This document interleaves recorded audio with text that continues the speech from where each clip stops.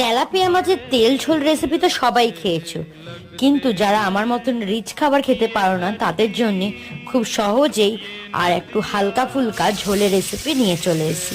প্রথমে তো নুন তেল দিয়ে তেলাপিয়া মাছগুলোকে ভেজে নিলাম, এটা তো কমন জিনিস। তারপর কড়াইয়ে তেল দিয়ে পাঁচ ফোড়ন, একটু তেজপাতা, একটু গোটা গরম মশলা, দুটো শুকনো লঙ্কা দিয়ে তারপর দিয়ে দিলাম আলু আর পেঁয়াজ। ওটাকে ভালো করে ভেজে ওর মধ্যে একটু কাঁচা লঙ্কা আর আদা বাটা দিয়ে একটু জিরে গুঁড়ো, একটু হলুদ গুঁড়ো, অল্প একটু লঙ্কা গুঁড়ো আর একটু টমেটো দিয়ে ভালো করে মশলাটাকে কষিয়ে নিলাম। এরপর মশলাটা যখন হালকা হালকা কষে এলো তখন দিয়ে দিলাম জল। ভালো করে আলুগুলো সেদ্ধ হয়ে গেলে দিয়ে দিলাম তেলাপিয়া মাছগুলো। তো তার মধ্যে একটু ধনেপাতা দিয়ে ভালো করে নুন আর মিষ্টি চেক করে নামিয়ে নিলাম। এই রেসিপিটা একবার করে দেখো, এটা অনেকটা হেলদি আর আমার মতো পেট রোগের জন্য তো ঠিকঠাকই।